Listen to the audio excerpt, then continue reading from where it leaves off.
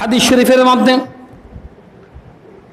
রাসূল করিম সাল্লাল্লাহু আলাইহি ওয়াসাল্লাম বললেন, লা'নাল্লাহুল খামরা ওয়া শারিবুহা ওয়া সাকিউহা ওয়া বা'iউহা ওয়া মুতা'a ওয়া মুব'a ওয়া মুতা'আহা। মহান আল্লাহ মাদককে অভিশাপ বলেছেন।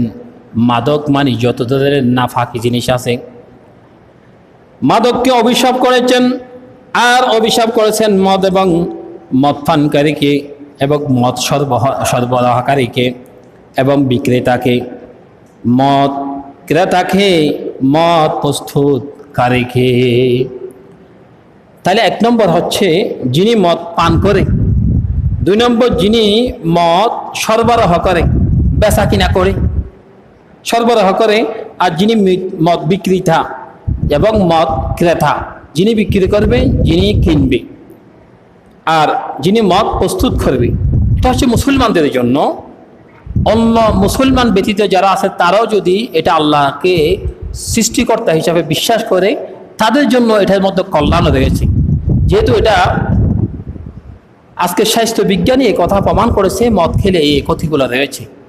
এই ক্ষতি যদি যে কেউ মেনে চলে তাহলে এই কোরআন তাকে শেফা দিবে।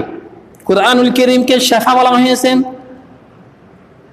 আল্লাহ তাআলা জানিয়ে দিলেন, وَنُنَزِّلُ مِنَ الْقُرْآنِ مَا هُوَ شِفَاءٌ وَرَحْمَةٌ لِّلْمُؤْمِنِينَ وَلَا يَزِيدُ الظَّالِمِينَ إِلَّا خَسَارًا।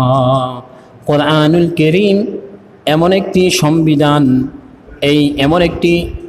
এমন একটি রোগের জন্য প্রতিষেধক, যে কোরআন মেনে চলবে আল্লাহ পাক তার জীবনের সমস্ত বলা মুসিবত থেকে, বড় ধরনের রোগ থেকে আল্লাহ পাক এই কোরআনের ফয়জ দিয়ে, এই কোরআনের ওষুধ দিয়ে তাকে সুস্থতা দান করে দিবেন। সুবহানাল্লাহ।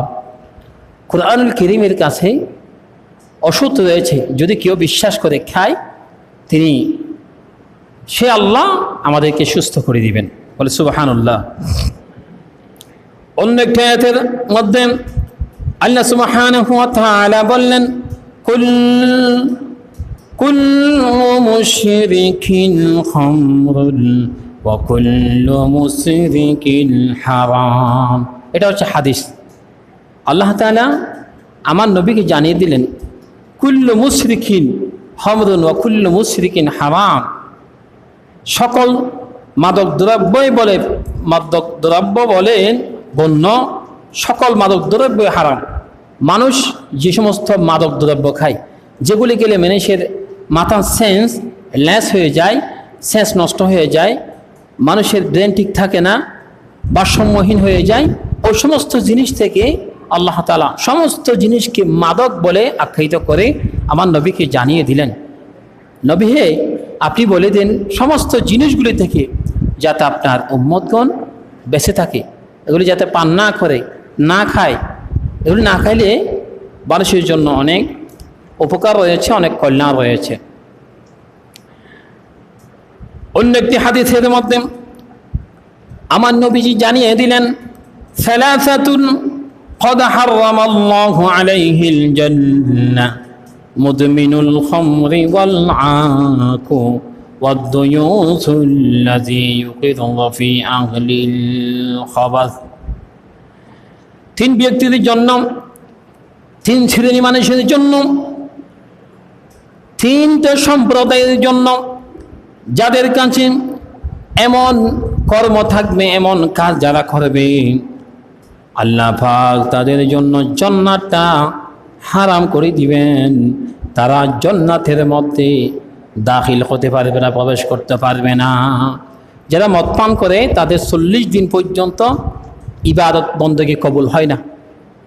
40 দিন নামাজ পড়তে আসলাম, আল্লাহ কোরআন তেলাওয়াত করলাম, জিকির আজকার করলাম। নামাজ পড়া তো ফরজ জিনিস।